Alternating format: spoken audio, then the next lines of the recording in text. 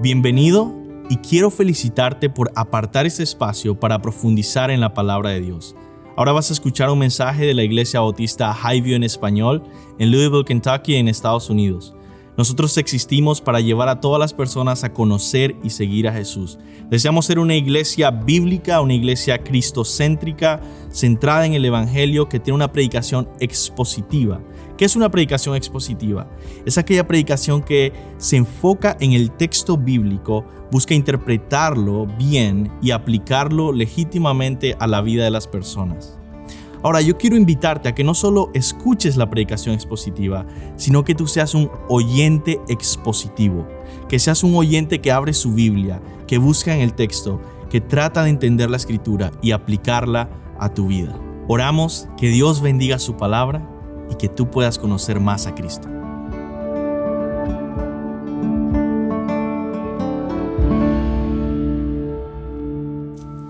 Amén. ¿Pueden tomar asiento? Bueno, es un gozo el día de hoy para mí el poder estar predicando la palabra de Dios y realmente un privilegio el simplemente poder abrir la palabra de Dios y predicarla a otros. Y la semana pasada vimos la maravillosa manera en que Jesús salva a una mujer samaritana. Vimos una mujer marginada, una mujer rechazada por su comunidad, que es abrazada por Jesús y rescatada de manera milagrosa. Y el día de hoy queremos, como si estuviéramos en el cine, movernos de una escena a otra escena que está transcurriendo en la historia de manera simultánea. Es interesante, pero Juan, como autor, no solo es inspirado por el Espíritu Santo, sino que Juan es un excelente narrador. Es decir, Juan está contando la historia de una manera realmente notable en muchos sentidos. Porque si se fijan en el texto, estamos en Juan capítulo 4, en nuestra serie de exposiciones. Si se fijan en el texto, Juan nos está recordando constantemente que además de la historia de la mujer samaritana, hay otra historia que está transcurriendo simultáneamente en el relato. Y él no quiere que nos olvidemos que hay otra historia justo ahí que él quiere mencionar. Versículo 2 del capítulo 4 dice: son los discípulos quienes bautizan. Versículo 8 del capítulo 4, pues sus discípulos habían ido a la ciudad a comprar alimentos. Ahí están los discípulos. Ahí empieza la conversación de Jesús con la mujer samaritana. Después tenemos versículo 27, dice: en esto llegaron sus discípulos y se admiraban de que hablaba con una mujer, pero ninguno le preguntó ¿qué tratas de averiguar o por qué hablas con ella? Y versículo 31, mientras tanto los discípulos le rogaban: Rabí, come. ¿Se dan cuenta que hay dos historias en el capítulo 4 de Juan? Por una parte tenemos la historia de la mujer samaritana que Jesús está salvando, pero de fondo hay otra historia que tiene que ser resuelta, que es la historia de la comprensión de sus discípulos. ¿Y por qué digo comprensión de sus discípulos? Porque si se fijan en el versículo 27 de su texto, los discípulos se maravillan de que Jesús hablara con una mujer. Y uno se pregunta, bueno, ¿por qué los discípulos se maravillan, se sorprenden de que Jesús hablara con una mujer? Y en la época de Jesús, una de las concepciones que tenían los rabís y los maestros judíos era que un hombre, un judío, un maestro judío, no podía hablar de la ley, de la enseñanza de Dios con una mujer en público, ni siquiera su esposa. Por tanto, los discípulos traen todas estas concepciones misóginas de ver a la mujer como inferior y preguntarse, bueno, ¿por qué Jesús está hablando con una mujer? Y Jesús no quiere que esto pase desapercibido.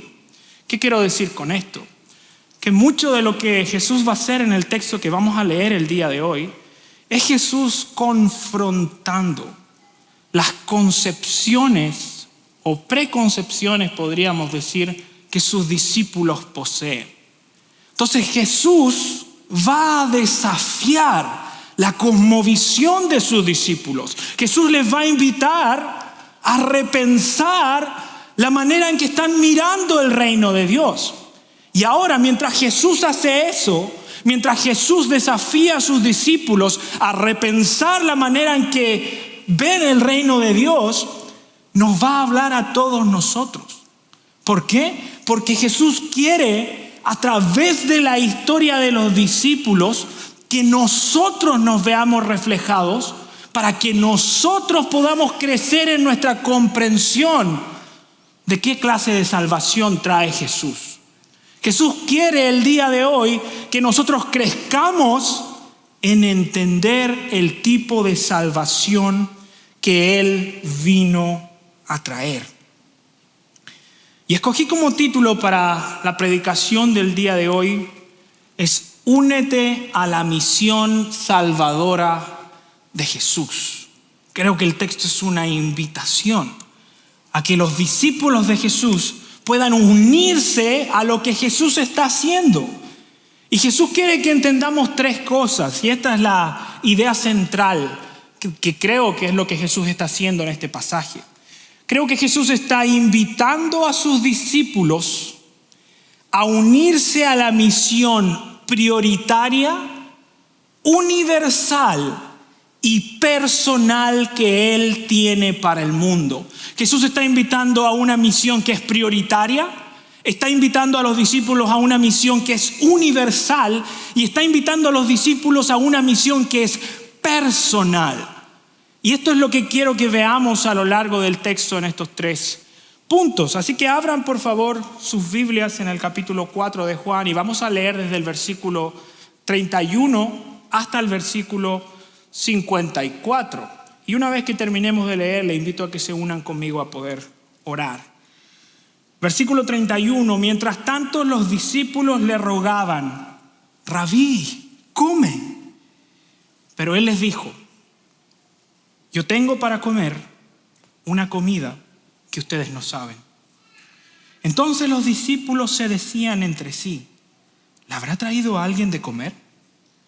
Jesús le dijo, mi comida es hacer la voluntad del que me envió y llevar a cabo su obra.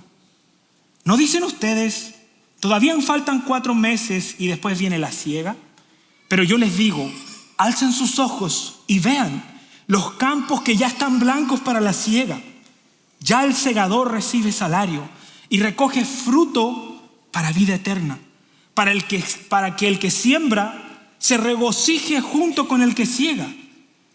Pero en este caso el dicho es verdadero. Uno es el que siembra y otro es el que siega. Yo los envié a ustedes a segar lo que no han trabajado y otros han trabajado y ustedes han entrado en su labor. Y de aquella ciudad, muchos de los samaritanos creyeron en Él por la palabra de la mujer que daba testimonio diciendo, Él me dijo todo lo que he hecho. De modo que cuando los samaritanos vinieron, rogaban a Jesús que se quedara con ellos. Y Él se quedó allí 2 días. Muchos más creyeron por su palabra y decían a la mujer, ya no creemos por lo que tú nos has dicho, porque nosotros mismos le hemos oído y sabemos que este es en verdad el Salvador del mundo. Después de los 2 días, Jesús salió de allí para Galilea, porque Jesús mismo dio testimonio de que un profeta no se le honra en su propia tierra. Así que cuando llegó a Galilea, los galileos lo recibieron, pues habían visto todo lo que Él hizo en Jerusalén durante la fiesta, porque ellos también habían ido a la fiesta. Entonces vino otra vez Jesús a Caná de Galilea, donde había convertido el agua en vino. Y había allí cierto oficial del rey, cuyo hijo estaba enfermo en Capernaum. Cuando él oyó que Jesús había venido de Judea a Galilea, fue a su encuentro y le suplicaba que bajara y sanara a su hijo, porque estaba al borde de la muerte. Jesús entonces le dijo: si ustedes no ven señales y prodigios, no creerán. El oficial del rey le dijo: Señor, baja antes que mi hijo muera. Puedes irte, tu hijo vive, le dijo Jesús. Y el hombre creyó la palabra que Jesús le dijo y se fue. Y mientras bajaba a su casa, sus siervos le salieron al encuentro y le dijeron que su hijo vivía. Entonces les preguntó: ¿a qué hora había empezado a mejorar? Y le respondieron: ayer a la 1 p.m. se le quitó la fiebre. El padre entonces se dio cuenta que fue a la hora que Jesús le dijo: tu hijo vive. Y creyó él con toda su casa. Esta fue la segunda señal que Jesús hizo cuando fue de Judea a Galilea. Oremos. Amado Señor, queremos venir a tu presencia y pedir que a través de tu Santo Espíritu puedas predicar a tu pueblo, Señor. Tú conoces la debilidad del mensajero que has traído el día de hoy, Señor. Por tanto, solo tú puedes hablar a tu pueblo y traer salvación y convicción de pecado el día de hoy. Obra para que entendamos qué clase de misión viniste a hacer a la tierra. Y ayúdanos, Señor, en tu poder, en tus fuerzas, a unirnos a ella. Te pedimos en el nombre de Jesús esto. Amén. Entonces, y con esto vamos a comenzar el día de hoy. Lo primero que Jesús nos invita es a vivir en su misión como nuestra primera prioridad. Eso es lo primero que Jesús invita a sus discípulos. A vivir en su misión, no nuestra misión, en su misión como nuestra primera prioridad. El versículo 31 comienza con los discípulos invitando a Jesús y diciéndole: Rabí, come. Ahora recuerden que la razón por la cual Jesús se detiene en el pozo es porque Jesús se encontraba exhausto. Versículo 6 dice que estaba cansado del camino.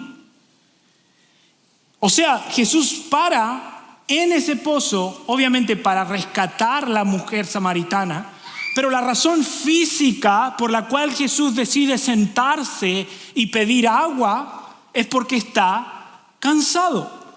Y está tan cansado que son sus discípulos los que van a comprar comida y él no va con ellos.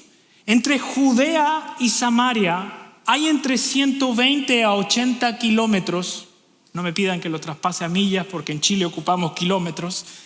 Y eso significa, y ahora lo voy a poner en un estándar que quizás me van a entender, 3 días de viaje, entre 3 a 5 días de viaje. Es decir, viajes que comúnmente se hacían a pie o en animales de carga. Por lo tanto, Jesús, en un tiempo caluroso, viene viajando entre 3 a 5 días. Por lo tanto, Jesús está genuinamente sediento y genuinamente hambriento. Es real, Él tiene una necesidad física que es verdadera. Pero lo interesante es que tan pronto como la mujer samaritana se retira, lo primero que los discípulos tienen en mente es que Jesús pueda responder a sus necesidades físicas. Eso es lo primero que los discípulos tienen en mente. Y Jesús, con ese tipo de respuestas que nos dejan un poco perplejos, le dice a sus discípulos, versículo 32, yo tengo para comer una comida que ustedes no saben. Entonces los discípulos se decían entre sí, ¿le habrá traído a alguien de comer? ¿Se dan cuenta que Jesús, pese a que está cansado, pese a que está hambriento, pese a que de verdad necesita satisfacer sus necesidades físicas, lo primero que quiere hacer antes de cualquier cosa es enseñar a sus discípulos? Él ve la satisfacción de las necesidades espirituales antes que la satisfacción de las necesidades físicas. Y eso nos muestra que para Jesús, el llevar a cabo su misión, el llevar a cabo su obra es algo prioritario, es algo urgente. Y Jesús le dice, versículo 34, mi comida es hacer la voluntad del que me envió y llevar a cabo su obra. Observa la imagen, ¿no? Jesús está físicamente hambriento, físicamente sediento, pero les dice una enseñanza espiritual. Mi comida, lo que yo necesito, lo que me satisface, lo que es urgente en mi vida, lo que necesito para vivir, ¿qué es?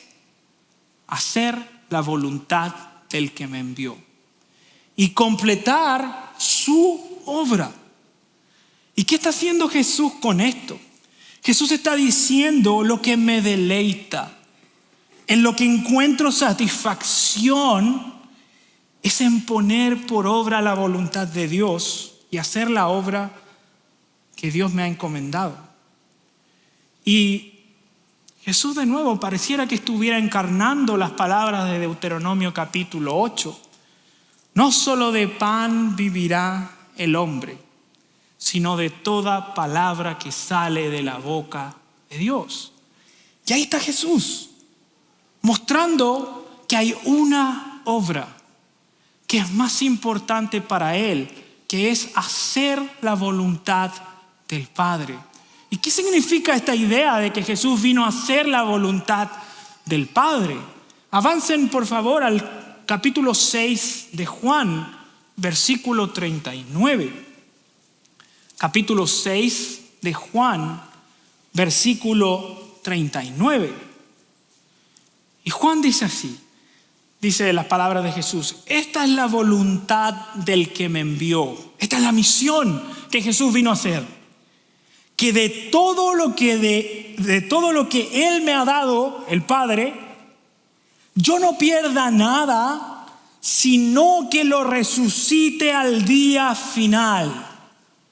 Porque esta es la voluntad de mi Padre, que de todo aquel que ve al Hijo y cree en Él, tenga vida eterna. Y yo mismo, dice Jesús, lo resucitaré en el día final. Esta era la obra que Jesús vino a hacer a la tierra. Jesús vino a salvar a lo que se había perdido. Jesús vino a quebrantar al soberbio. Vino a sanar al humilde. Vino a rescatar a su pueblo. Eso es lo que Jesús vino a hacer. Y Jesús dice, esa misión es lo más importante. Y de nuevo, es esa determinación que es un modelo para nosotros. Es esa determinación en Jesús de hacer la voluntad del Padre lo que hizo que nuestro Señor fuera a la cruz. Jesús fue a la cruz en obediencia al Padre, en su propia voluntad, para dar su vida en rescate por muchos. ¿Con qué propósito? Para que todo aquel que en Él crea no se pierda, mas tenga vida eterna. Esto es lo que Jesús vino a hacer. Jesús no vino a ser solo un gran maestro. Jesús no vino a ser solo un rabí judío. Jesús no vino a darnos frases para publicar en Facebook. Jesús vino a salvarnos de nuestros pecados. Eso es lo que Jesús vino a hacer. Él vino a darnos vida eterna cuando estábamos muertos espiritualmente. Y de nuevo, creo que lo que Jesús está haciendo al enseñar esto a sus discípulos, lo que Jesús está haciendo es mostrarnos un paradigma, una imagen de cómo luce la vida cristiana. Jesús no simplemente está enseñando algo que le repercute solamente a Él. Jesús está hablando, recuerden, Él se está dirigiendo a sus discípulos. ¿Y por qué se está dirigiendo a sus discípulos? Porque nos quiere dar una imagen visible en Él mismo de cómo luce o cómo debe lucir la vida cristiana. Eso es lo que Jesús está haciendo. Jesús nos está mostrando y diciendo, la vida cristiana es aquella que pone la voluntad de Dios en primer lugar, aún por sobre nuestras propias necesidades.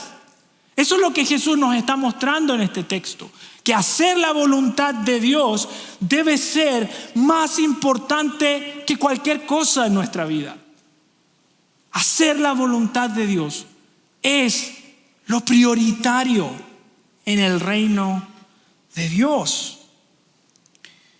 Y Jesús quiere que sus discípulos se unan a hacer su voluntad. Jesús no quiere que sus discípulos sean espectadores pasivos de lo que Él está haciendo. Porque se dan cuenta que uno puede ser un espectador pasivo de lo que otro está haciendo, ¿no? ¿A qué me refiero con esto de un espectador pasivo? Los discípulos podían haber visto a Jesús como salvaba a una mujer samaritana y simplemente ser observadores. Simplemente ser persona que espera en lo que otro está haciendo. Pero eso no es lo que Jesús desea para su pueblo, ni para sus discípulos en ese contexto. Lo que Jesús desea es que sus discípulos se unan a su misión, que se integren a lo que Dios está haciendo a través de su vida. Y el versículo 35 es claro en ese sentido. Dice, no dicen ustedes, todavía faltan 4 meses y después viene la siega, pero yo les digo, dice Jesús, alcen sus ojos. Miren, observen la imagen. Jesús le está diciendo, alcen sus ojos. ¿Qué significa? Que estoy mirando en la dirección incorrecta. Levanta tu vista, observa. ¿Observa qué cosa? Los campos ya están blancos, es decir, listos para la siega. Ya el segador recibe salario y recoge fruto para vida eterna, para que el que siembra se regocije junto con el que siega. Jesús les dice, alcen sus ojos, miren. La vida eterna está aquí, frente a ustedes. El Salvador del mundo está aquí, frente a sus ojos. Y aquí frente a ustedes hay frutos para vida eterna que puedes recoger. Y la razón, obviamente, por la cual ellos pueden ver fruto es porque el Mesías prometido en el Antiguo Testamento, el Salvador que anuncia Amós capítulo 9, estaba frente a sus ojos. Ellos podían entrar en la labor que Cristo había venido a completar y regocijarse en esa labor porque Jesús estaba ahí con ellos, porque el Salvador estaba ahí. No había nada más que esperar. El Mesías ha llegado. El Salvador del mundo está aquí. Por tanto, el campo está listo para ser trabajados. Está listo para que los obreros del Rey se unan en su labor. Eso es lo que Jesús está haciendo. Nos está invitando a unirnos a una misión que es prioritaria. Y la pregunta para nosotros, mis amados hermanos, ¿qué estamos esperando para unirnos a este plan de salvación? ¿Qué estamos esperando para ser parte de lo que Dios está haciendo? ¿Queremos ser espectadores pasivos de lo que Dios hace a través de la vida de otros? ¿O yo me voy a unir a lo que Dios está haciendo? Yo voy a entrar a hacer la labor de Dios, el cumplir el propósito que Él tiene para mi vida, el llevar a cabo las buenas nuevas para otros. ¿Cuándo yo, pregunto, me voy a unir? ¿Cuándo voy a ser parte de querer expandir el reino de Dios y predicar a Cristo a las naciones? ¿Cuándo me voy a unir a una iglesia local para crecer y ser un mejor obrero? ¿Cuánto me voy a comprometer a levantarme más temprano el domingo y venir a la escuela bíblica para ser un mejor obrero? ¿En qué momento voy a decidir que las prioridades de Jesús son más importantes que mis prioridades? ¿Se dan cuenta que nosotros somos como los discípulos? ¿Se dan cuenta de ese detalle? Que la historia está puesta no para que nos reflejemos con Jesús, sino para que nos reflejemos en los discípulos. Jesús está hablando espiritualmente y los discípulos, ¿qué piensan? ¿A qué hora comemos? Y podemos estar aquí, hermanos, cantando alabanzas, escuchando la palabra, y puedo estar pensando en cualquier otra cosa. Puedo estar pensando qué voy a comer, qué voy a hacer más tarde, cuándo se termina esta predicación, con quién voy a salir, qué voy a hacer el lunes, quién va a planchar las camisas, tengo que llegar a lavar. Y que son cosas verdaderas, no estoy diciendo que no vayan a estar ahí. Pero Jesús nos está invitando de nuevo a pensar diferente, a tratar de pensar con los ojos de Jesús, a ver la vida como Jesús la ve, a entender que hacer la voluntad de Dios es prioritario. Es más importante que cualquier otra cosa. Piensen, hermanos, ¿qué es más importante que hacer la voluntad de Dios? ¿Comer? ¿Vestir? ¿El trabajo? ¿Nuestros hijos? Nada, mis amados hermanos, es más importante que hacer la voluntad de Dios. Dios debe ser nuestro primer lugar. Y escúchenme esto, cuando Dios es tu primer lugar, el resto de las cosas va a adquirir el lugar correcto. Cuando Dios es tu primer lugar, el resto de tu vida va a proseguir de manera correcta. Tú vas a poner el matrimonio en la perspectiva correcta. Tú vas a criar a tus hijos con la perspectiva correcta. Tú vas a trabajar con la perspectiva correcta. ¿Por qué? Porque Dios es tu primer lugar. ¿Creen, mis amados hermanos, que Dios merece su primer lugar? Dios merece el primer lugar, mis amados hermanos, porque Dios es digno. Él lo merece. Y eso es lo que Dios nos está invitando a hacer, a tenerlo a Él como nuestro especial tesoro, el que no deja padre y madre, ¿Qué dice el texto? No es digno de ser mi discípulo. Si Jesús no es nuestro tesoro, nuestro primer lugar, no somos dignos de ser sus discípulos. Él debe ser nuestro primer lugar. Y eso es lo que Jesús nos está invitando, a unirnos a una misión que es prioritaria. Ahora, Jesús no solo nos está invitando a unirnos a una misión que es prioritaria, sino que también Jesús está invitando a sus discípulos a entender que la clase de misión que Él vino a traer es universal. Que Él vino a hacer una obra que es universal, es decir, que incluye a todas las naciones. Y de nuevo, esto se conecta con lo que yo decía en el principio. Los discípulos traen un sesgo, traen un prejuicio en su mente. Y Jesús quiere derribar ese prejuicio. Y quiere derribar ese prejuicio porque ese prejuicio no viene de parte de Dios. Viene a derribar un prejuicio que no viene en las escrituras judías.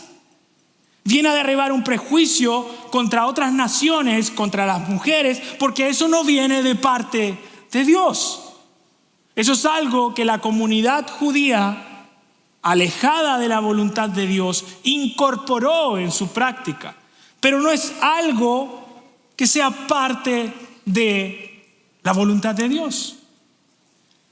Y es interesante, pero los discípulos necesitaban entender que Jesús no era solo un salvador para Israel. Es decir, el mensaje que Jesús vino a traer tiene un alcance más amplio. Tiene un alcance que era más completo de lo que los discípulos podían darse cuenta. Y eso es porque en el Antiguo Testamento una y otra vez se repite la idea que Dios va a bendecir a todas las familias de la tierra. Cuando Dios le promete la salvación a Abraham, Él le dice, en tu simiente, en la simiente de Abraham, que es la simiente de Israel, que es la simiente de David y que es Cristo, van a ser benditas todas las familias de la tierra. Y eso es lo que Jesús quiere que sus discípulos entiendan. Y es interesante porque miren, en Jeremías capítulo 31, quiero abran sus Biblias si pueden. Jeremías capítulo 31. Jeremías 31 es un capítulo que va a hablar mucho de lo que va a ser la futura restauración del reino de Dios. La futura restauración de Israel que se estaba cumpliendo aquí, en Cristo. Y Jeremías 31, versículo 4 dice así. Dice, hablando de la futura restauración que se cumple en Cristo, dice, versículo 4, de nuevo te edificaré y serás reedificada. Hablando de Israel, virgen de Israel. De nuevo tomarás tus panderos y saldrás a la danza con los que se divierten. Y observen esta parte del texto que es maravillosa. De nuevo plantarás viñas en los montes de Samaria. De nuevo plantarás viñas en los montes de Samaria. ¿Dónde está Jesús ahora? En Samaria. Y los plantadores las plantarán. ¿Y qué dice de Israel? Las disfrutarán. ¿Se dan cuenta de ese detalle? Cuando Jesús le pide a sus discípulos que se unan a su obra, le está diciendo, yo quiero que ustedes se regocijen con los que plantan, que se regocijen al segar para vida eterna. Y al decir eso, Jesús está cumpliendo lo que dice aquí, que cuando el Mesías venga, van a haber frutos en Samaria. Eso es lo que el texto nos está diciendo. Y de nuevo, pareciera que el texto es una respuesta indirecta a la pregunta que los discípulos plantean en el versículo 27. ¿Por qué hablas con una mujer? Y Jesús responde, es porque el reino de Dios que yo vine a instaurar es universal. Incluye a todas las naciones de la tierra. Y es muy interesante, y en este texto se ve de una forma muy, muy maravillosa, es que Jesús está hablando, obviamente al nivel discursivo, está dando palabras, metáforas para ilustrar su punto. Él le está hablando. Pero lo interesante es que de aquí en adelante en el texto, esas palabras que Jesús les dice a sus discípulos se van a volver realidad. Ellos no solo van a recibir una enseñanza teórica de cómo luce un reino de Dios universal y prioritario, sino que ellos van a ver en la práctica cómo eso luce. Y observen el versículo 39 hasta el final de la sección. Dice, y de aquella ciudad muchos de los samaritanos creyeron en él por la palabra de la mujer que daba testimonio diciendo, él me ha dicho todo lo que yo he hecho.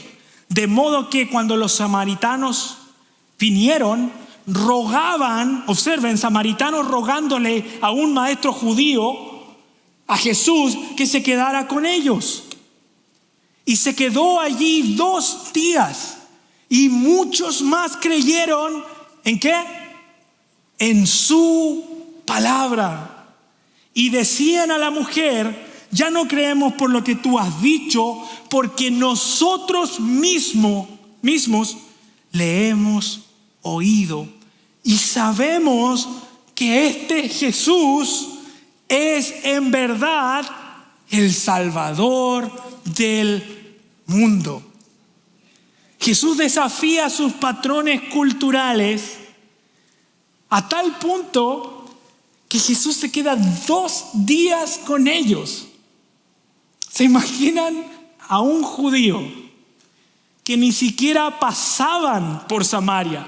Preferían hacer un viaje más largo para no cruzar por tierra de samaritanos.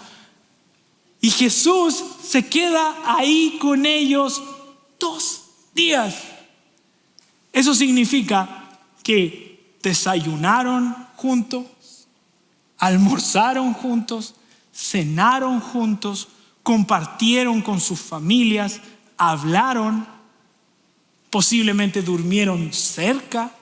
Entonces, imagínense los discípulos en ese momento, tratando de entender qué clase de salvación ha traído Jesús.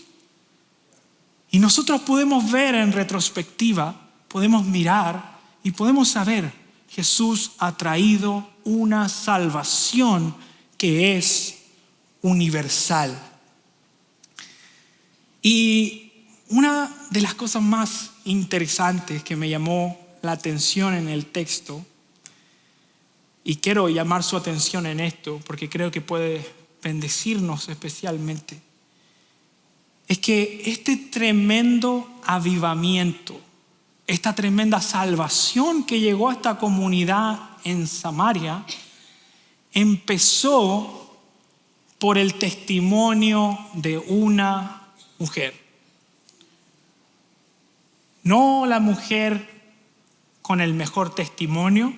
¿Recuerdan la enseñanza de la semana pasada? La mujer que había tenido 5 maridos, rechazada por su comunidad. No la mujer mejor preparada teológicamente. Ella no había estudiado con ningún maestro judío. Ella no había ido al seminario. Ella no se había preparado en estudiar la ley. Pero ella era una mujer transformada por Jesús. Ella era una mujer que había conocido a Jesús personalmente. Ella no necesitaba ser la mujer más elocuente. Ella no necesitaba ser la mujer que sabía más teología. Ella lo único que necesitaba era dar a conocer aquel que la había salvado. Aquel que la había amado cuando una comunidad entera la rechazaba. Aquel que vio en su pecado una oportunidad para rescatarla. Y si ella había conocido a Jesús de este modo, ella podía anunciar a su Salvador. Ella podía dar testimonio. ¿Por qué? Porque ella le conocía. Porque ella sabía quién es Jesús. Y eso es todo lo que tú necesitas para anunciar a Jesús. Lo único que necesitas para dar testimonio de Jesús es haberle conocido. Si le conoces, hoy puedes ir a las personas y decirles: Jesús me ha salvado. Jesús transformó mi vida. Jesús hizo una obra en mí y quiere hacer una obra en ti. No importa quién seas hoy, tú puedes anunciar a Jesús. Puedes anunciarlo en tu hogar. Puedes anunciarlo en tu familia que no le conoce. Puedes anunciarlo en tu trabajo. Puedes anunciarlo cuando vayas a hacer las compras. Y puedes anunciarlo porque Él te ha salvado. Si Él te ha salvado, mi amado hermano, es tu deber unirte a esta misión. Es una misión universal. No importa a qué persona veas en la calle, en tu trabajo, esa persona necesita a Jesús. Esa persona necesita que tú le compartas el evangelio, o si no va a morir y va a ir al infierno. Jesús nos está diciendo de nuevo: aquí hay un campo. Necesito obreros. No porque yo no pueda hacer la obra, sino porque Él, en su gracia, te está dando el privilegio, mi amado hermano, el privilegio de ver vida eterna. ¿No es algo eso acaso que debiera traer gozo para nosotros? Regocijo, el ver que Dios puede traer vida eterna a través de nuestras palabras. Él es el autor de la vida, Él es el que da el Espíritu, Él es el que escoge y salva en su gracia. Pero Dios nos da el privilegio de ser un instrumento en manos del Rey. Un privilegio, mis amados hermanos, un privilegio que no merecemos y un privilegio que tenemos que llevar a cabo. Que la misión sea universal hace que sea aún más prioritaria, porque no hay otro nombre dado a los hombres en el cual puedan ser salvos. No hay ninguna otra forma en que las personas puedan reconciliarse con Dios y ser salvas. Solo en Jesús hay salvación. Y no hay otra opción. Y tenemos que unirnos. Vuelve a tu casa hoy y piensa: ¿quién necesito llamar y compartirle del evangelio? Ora por tu compañero de trabajo hoy mismo y prepara para compartirle el evangelio. Únete y capacítate para ser un obrero diligente del Señor. Y quiero cerrar el último punto del día de hoy. Y es que Jesús nos invita no solo a ser parte de una misión que es prioritaria, que es urgente, universal, sino que también nos invita a vivir en una misión que es personal. Y vimos anteriormente que el texto va a moverse, va a cambiar de dirección. Vamos a ir a otra historia, pero creo que esa historia está puesta ahí con un propósito particular. Y el texto dice que luego de 2 días Jesús deja Samaria y vuelve a Galilea, versículo 43. Y el versículo 44 dice del dicho de Jesús que es cierto que a un profeta no se le da honra en su propia tierra. Y esto es relevante, puesto que esta historia, miren la palabra de Jesús, está diciendo, a un profeta no se le da honra en su propia tierra. Y Jesús se va a mover de tierra extranjera, Samaria, a tierra local o judía, que es Galilea, donde estaban sus compatriotas judíos, en el sentido amplio y general de lo que eso significa.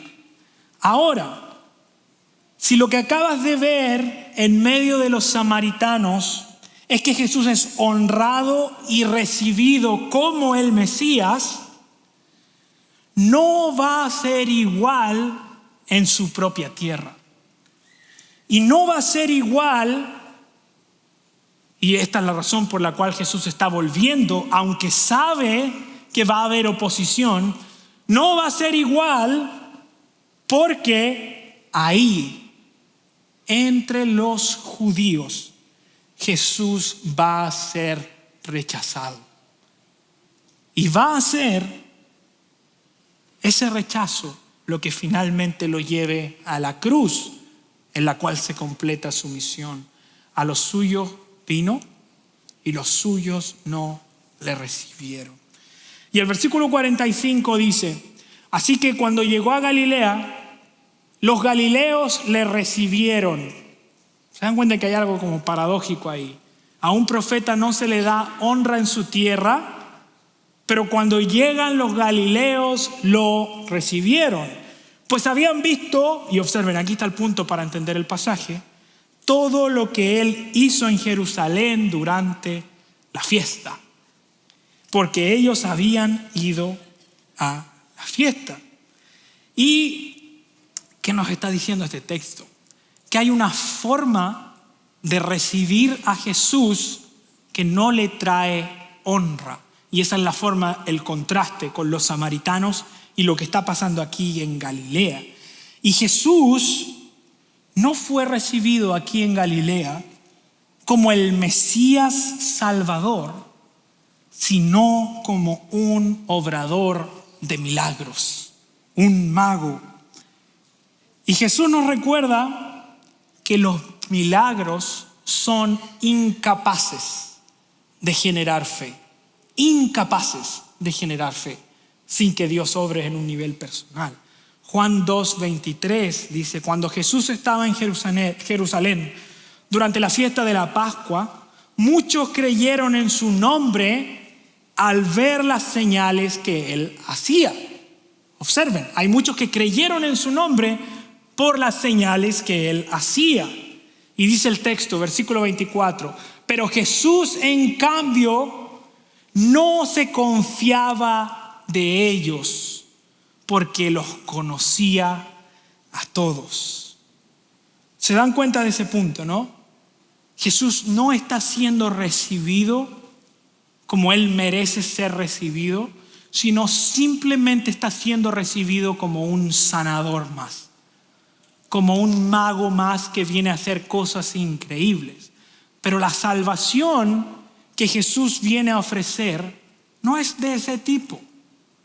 Es una salvación personal. Y observen el versículo 48, como Jesús confronta esta idea de tomarlo simplemente como un sanador. Si ustedes, ¿se dan cuenta del detalle ahí, no? Es plural. Si ustedes no ven señales y prodigios, no creerán.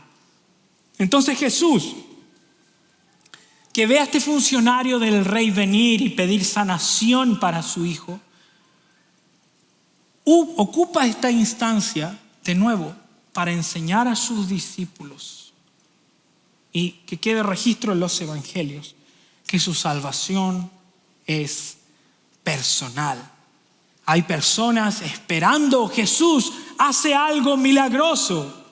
¿Se acuerdan cuando Jesús se presenta delante de Herodes en el juicio? Y Herodes lo llama y le dice, a ver, aquí viene el Jesús, muéstrame uno de tus milagros. Bueno, Herodes lo estaba recibiendo en algún sentido, pero no recibiendo como el tipo de salvador que él es. Y su misión no fue venir a maravillar a las personas con sus milagros. Su misión fue venir a salvarlas de sus pecados. Eso es lo que Jesús hizo con la mujer samaritana. ¿Se dieron cuenta de ese detalle? Que en Samaria, ahí, Jesús no dividió el mar, Jesús no multiplicó los peces, Jesús no resucitó a nadie, pero la gente que hizo creyó en su palabra. Jesús fue recibido como el Mesías. Y eso es lo que Jesús está confrontando aquí en Galilea. Y lo que le pregunta al oficial del rey es: ¿qué clase de fe tienes tú? Versículo 49. El oficial del rey le dijo: Señor, baja antes que mi hijo muera. Jesús le dice: puedes irte, tu hijo vive. Y no pierdan de vista, si tienen un lápiz, destaquen esta parte. Y el hombre creyó, ¿qué dice? La palabra que Jesús le dijo. Hay una insistencia del hombre para que Jesús le salve, y Jesús responde positivamente. Y Jesús le dice: puedes irte. Y él creyó la palabra de Jesús. Si este hombre llegó como alguien que estaba esperando acciones milagrosas de Jesús, se fue con 0 señales. Ni un milagro, ni una obra maravillosa ahí para alimentar el pecado de la gente que estaba mirando. Ese hombre se va. ¿Se dan cuenta de ese detalle? Ese hombre se va creyendo la palabra. Pregunta: ¿cuántas pruebas tenía de lo que Jesús le dijo? ¿Cuántas pruebas tenía de lo que Jesús le dijo? ¿Cuántas? Ninguna. Se fue en fe. Se fue creyendo la palabra de Jesús. Se fue confiando que lo que Jesús dice es cierto. Y caminó a su casa con la esperanza puesta en Jesús. ¿Por qué? Porque la misión que Jesús trae es personal. Es la confianza en Él como persona. Él es la salvación, Jesús. Y eso es lo que este hombre cree. Y es interesante porque cuando este hombre desciende a su casa, experimenta y se da cuenta que Jesús es la resurrección y la vida. Que el que esté en Cristo no va a morir. Que la palabra de Jesús es como la palabra de Dios en Génesis capítulo 1. Y dijo Dios: sea el cielo, y el cielo fue. Y dijo Jesús: tu hijo vive, y su hijo vivió. ¿Por qué? Porque Jesús es Dios encarnado, el Salvador del mundo, y eso hizo de nuevo que este hombre experimentara personalmente esa salvación. ¿Y qué hace cuando experimenta esa salvación? Versículo 53. Y creyó él, ¿qué dice el texto? Con toda su casa. Toda su casa. ¿Se dan cuenta que se repite lo mismo? Una persona rescatada por Jesús se convierte en un testigo de Jesús. Y mis amados hermanos, ¿no es acaso esa evidencia verdadera de fe? La fe en la certeza de lo que se espera, la convicción de los que no se ve, porque en fe andamos y no por vista. ¿Crees que puedes confiar en Jesús? ¿Crees que la palabra de Jesús va a ser verdadera para ti? para tu familia. ¿Crees sin haber visto? ¿Puedes confiar en Jesús sin ver lo que Él está haciendo exactamente ahora? Y ese es el tipo de fe que Jesús nos está llamando a anunciar. Con esto en mente quiero concluir de nuevo, simplemente recordándote. Jesús te está invitando a unirte a una misión prioritaria, universal y personal que tiene para el mundo. Y lo más maravilloso, mis amados hermanos, y quiero que se lleven esto, es que esta invitación que Jesús nos hace no es una invitación que se hace en nuestras fuerzas. No es una invitación por la que tú tratas con todas sus fuerzas a ver qué sucede. Es una invitación a experimentar a Jesús mientras servimos a Jesús. Déjame repetirlo. Nosotros podemos experimentar el poder de Jesús y su Espíritu mientras le servimos. Yo soy la vid y vosotros los pámpanos. El que permanece en mí y yo en él, lleva mucho fruto. ¿Por qué? Porque separados de mí, nada podéis hacer. Mis amados hermanos, que Dios nos permita, en su gracia, sumergirnos en Él, en su gracia, en su palabra, en su Espíritu, en nosotros, para que podamos llevar a cabo su misión. Nosotros no somos los dueños del terreno, somos obreros, y obreros que trabajan en el poder del Señor, en el poder de su Espíritu. Entonces, mi amado hermano, mi amada hermana, ¿qué estás esperando para unirte a esta misión?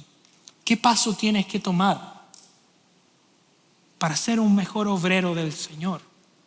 ¿Cómo podemos crecer en eso? Oremos y pidámosle al Señor que en su gracia nos capacite cada día para llevar a cabo su obra. Oramos. Amado Señor, gracias por recordarnos que separados de ti nada podemos hacer. Aplica tu palabra a nuestros corazones, Señor, para ser siervos fieles y no siervos negligentes en tu reino, Señor.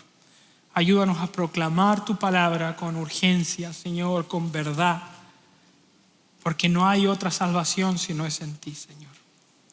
Bendice, Señor, nuestras vidas, te lo pedimos en el nombre de Jesús. Amén.